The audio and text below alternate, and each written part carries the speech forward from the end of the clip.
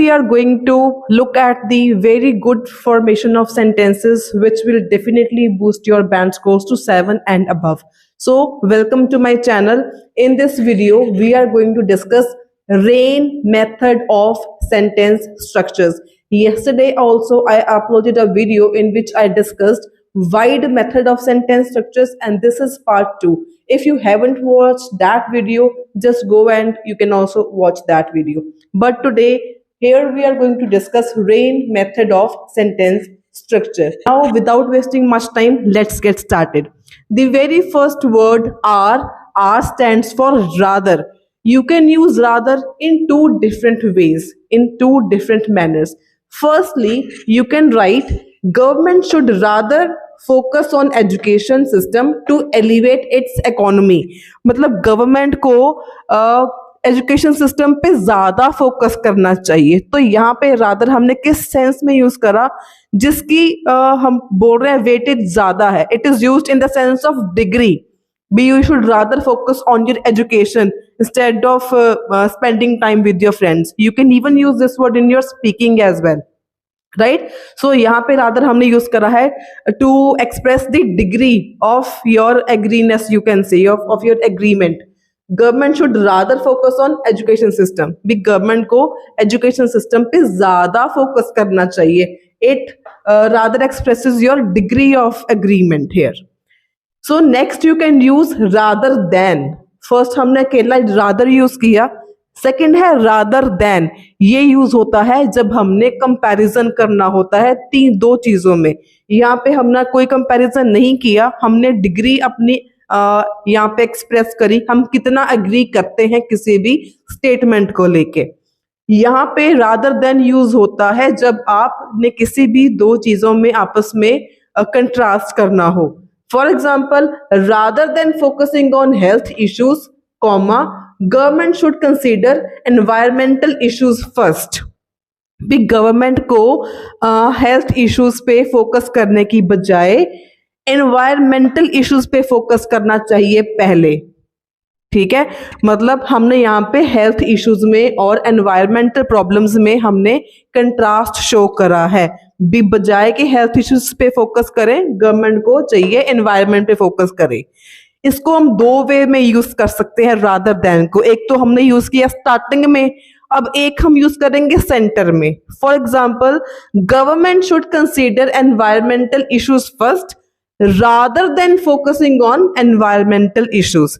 Simple सी बात है. जो सेकंड सेंटेंस है आपका, ये आपने पहले लिख देना है.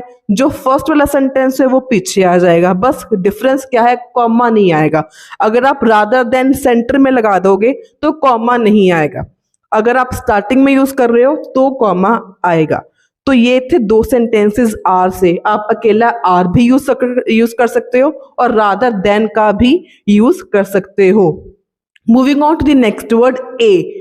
ए मीन्स along with. जब हम एंड का यूज बार बार करते हैं तो एंड को हटाने के लिए you can use along with. For example, government should implement strict laws. यहाँ पे मैंने शॉर्ट फॉर्म लिखी S. Strict laws along with creating merely awareness. merely का मतलब होता है ओनली, राइट. गवर्नमेंट को स्ट्रिक्ट लॉज भी इंप्लीमेंट होता है, लागू करने चाहिए.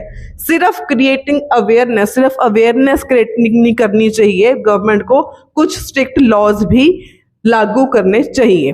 ठीक है, अब ये सेंटेंस भी टू वेज के साथ यूज कर सकते हो. फॉर एग्जाम्पल, यहाँ पे स्टार्टिंग मैंने एंडिंग में यूज करा, तो आप स्टार्टिंग में भी यूज कर सकते हो. और इसका कैसे बनेगा, you should write down in the comment section below. क्योंकि मैंने कल भी समझाया था कैसे यूज करना है, अभी भी मैंने समझा दिया. अब इसका आंसर आप बताओगे इन द कमेंट सेक्शन. आपने इस सेंटेंस को along with को स्टार्टिंग में लिख के बताना है कैसे सेंटेंस बनेगा. Next is I. I stands for instead. Instead का क्या मतलब होता है, बजाय के. जैसे हमने रादर देन का यूज करा, वैसा ही सेम यूज है इंस्टेड का. For example, instead of running awareness campaigns comma government should implement strict laws. मैंने इसी सेंटेंस को लेके इंस्टेड का यूज कर दिया.